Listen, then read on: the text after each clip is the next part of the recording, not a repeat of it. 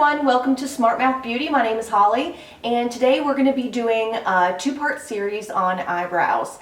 I am going to do this in two different parts because we're going to show a natural eyebrow on Heather in another video, and how to do a really natural fill on a full, thick, natural brow.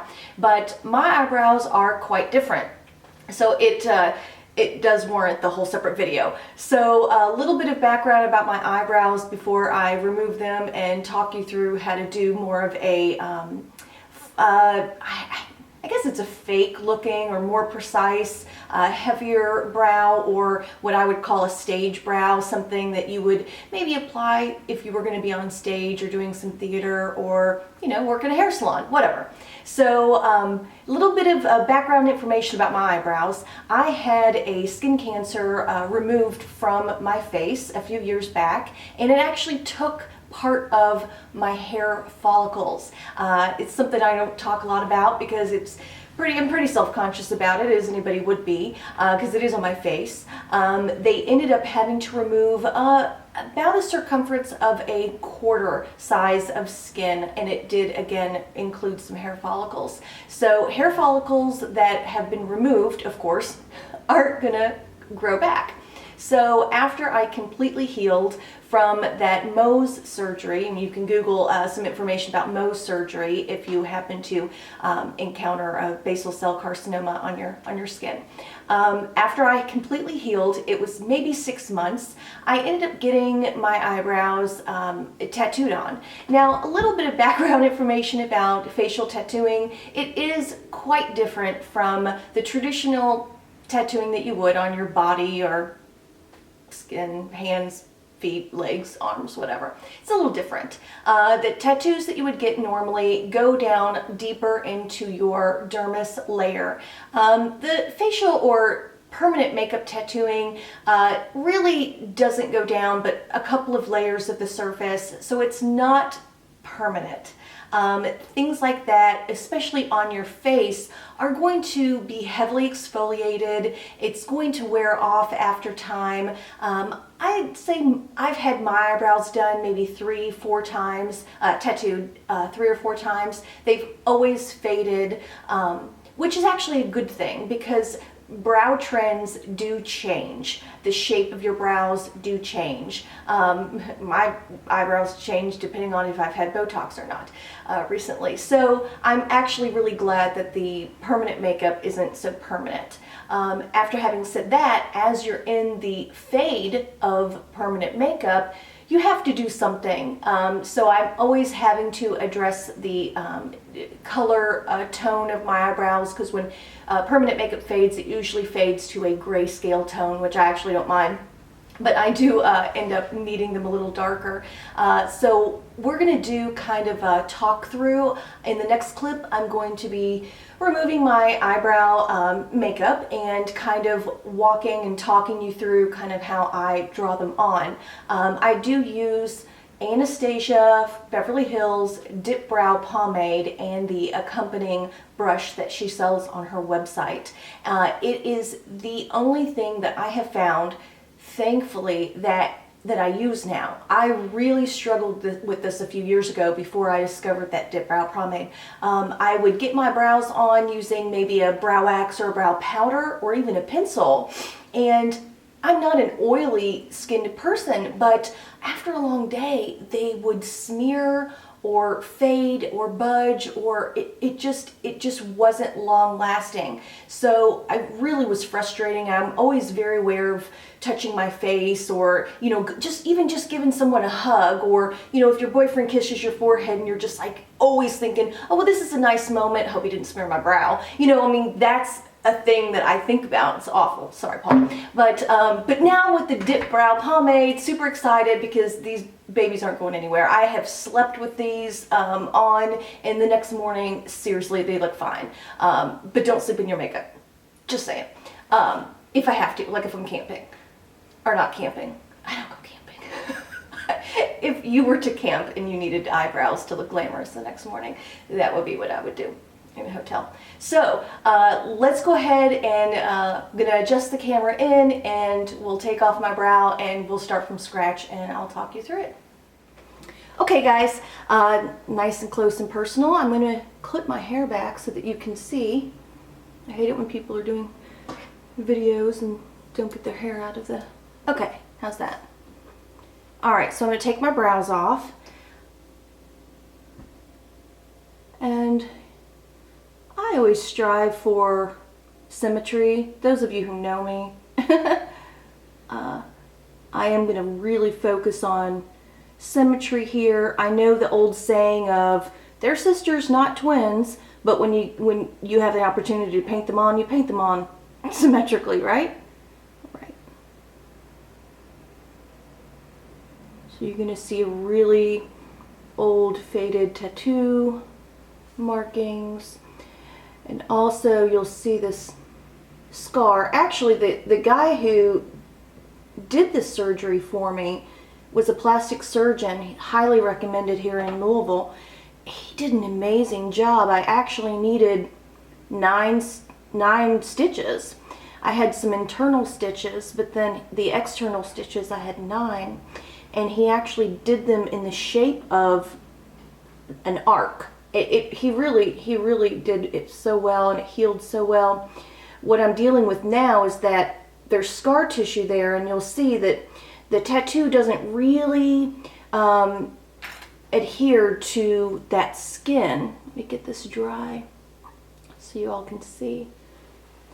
The second thing I'm really dealing with is kind of a divot, because they went all the way down to that brow bone. I know it sounds so lovely.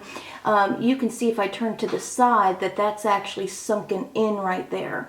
So you could have, you know, like some Juvederm or Restylane to build that.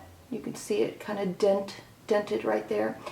I have thought about Juvederm or Restylane to kind of fill that back out.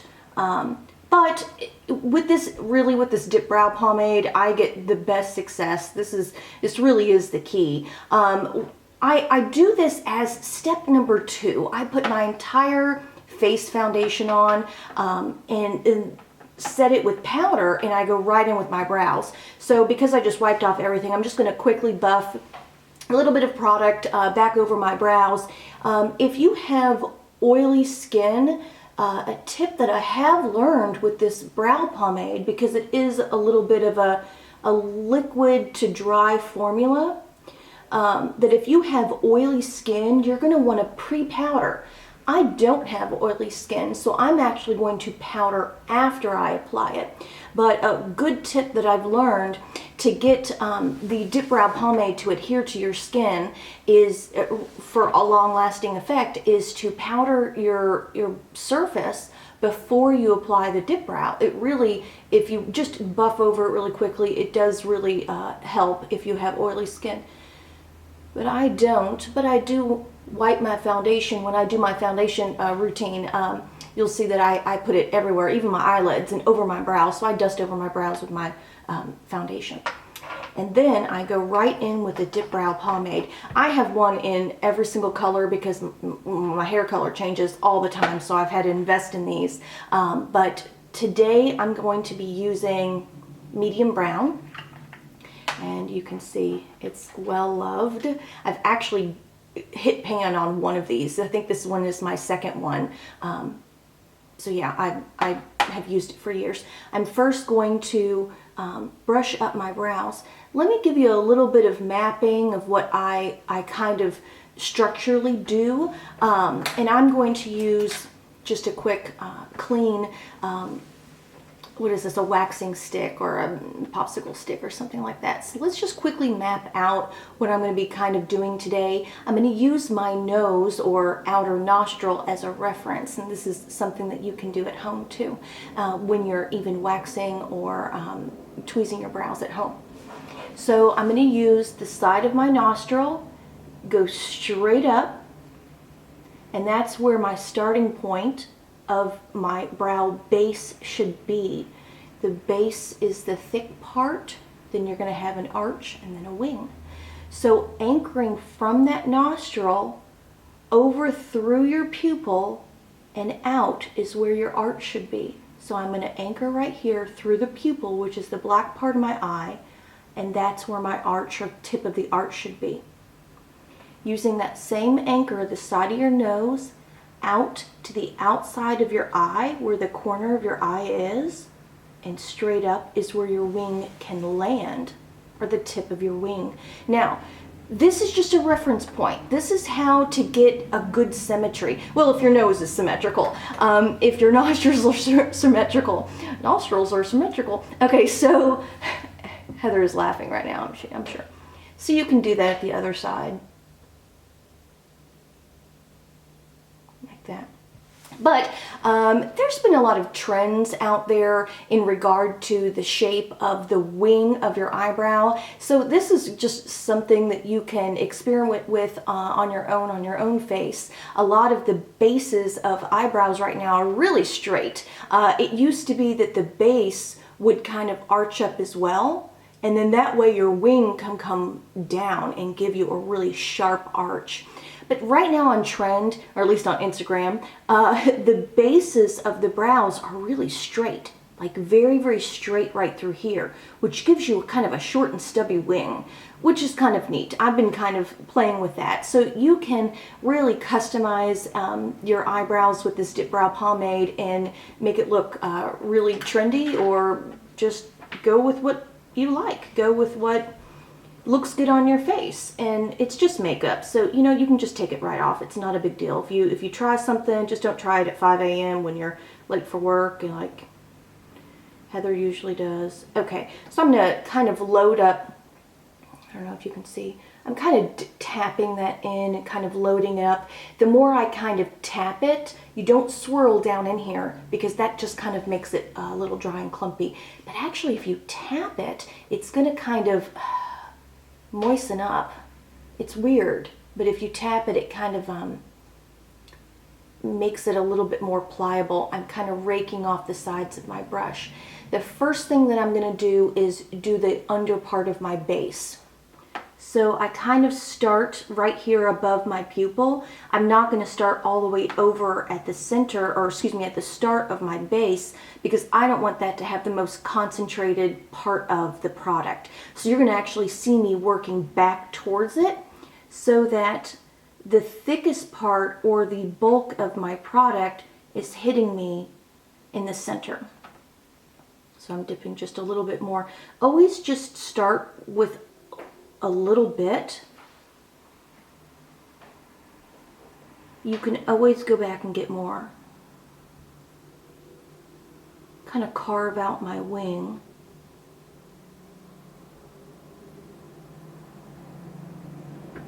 So there's my base. I'm going to get a little bit more and start bringing it up.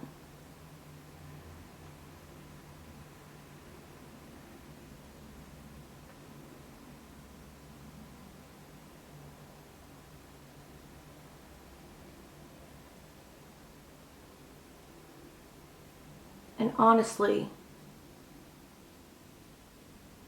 sometimes it's just different every day.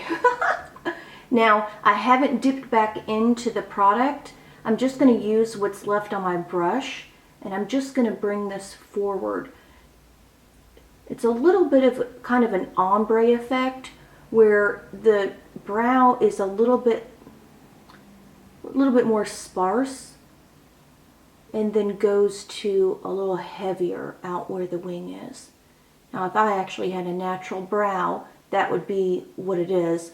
But there's nothing about this that's natural. But I like some drama. And it kind of goes with me, and kind of goes with my job and what I can do. And it's kind of fun. So I'm carving out that base first. Kind of finding where that wing's going to live. So there's my base. Here's where my scar is. This just really just gets it done. This is really such a good product. Now I do soften this after I get my brows done on. I will soften with a little bit of loose powder. Not only does that set it, but it will soften kind of because They end up looking a little harsh, but the powder will soften that. So I have not gotten more product on, and I'm kind of walking my way in. You can also give yourself a little brow lift by pulling up the top part of your base. So I'm going to do that actually right now. I'm very, very sparse with this and a little bit lighter, but I'm going to pull that up and make this a little bit more square and lifted. I figure sometimes if you don't pull that top of the base up, you end up looking a little mad. Like it almost, you need that to be lifted and pulled up right there. How are we looking? Are they looking symmetrical? Yeah.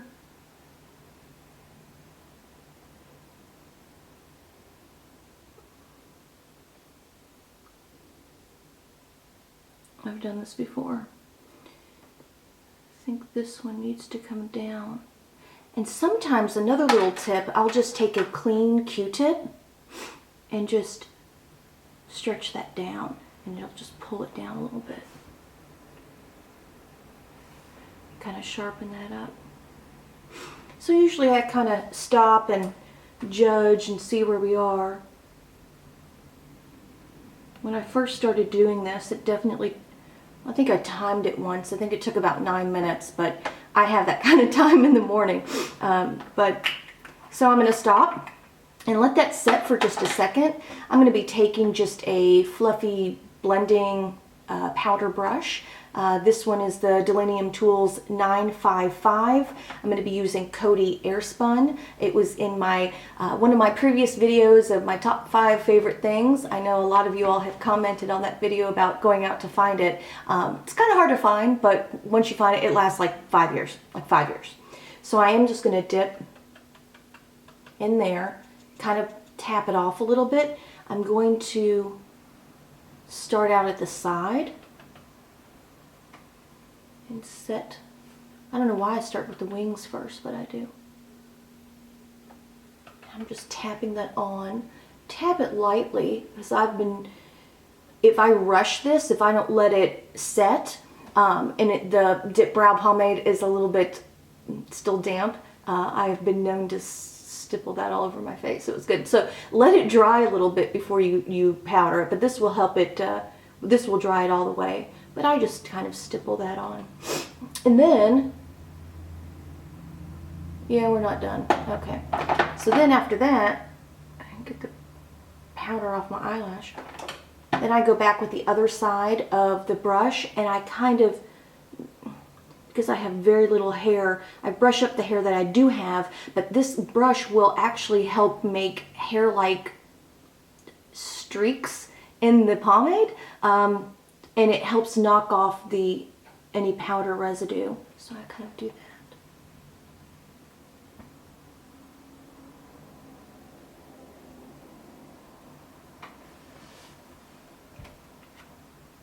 Went back to normal.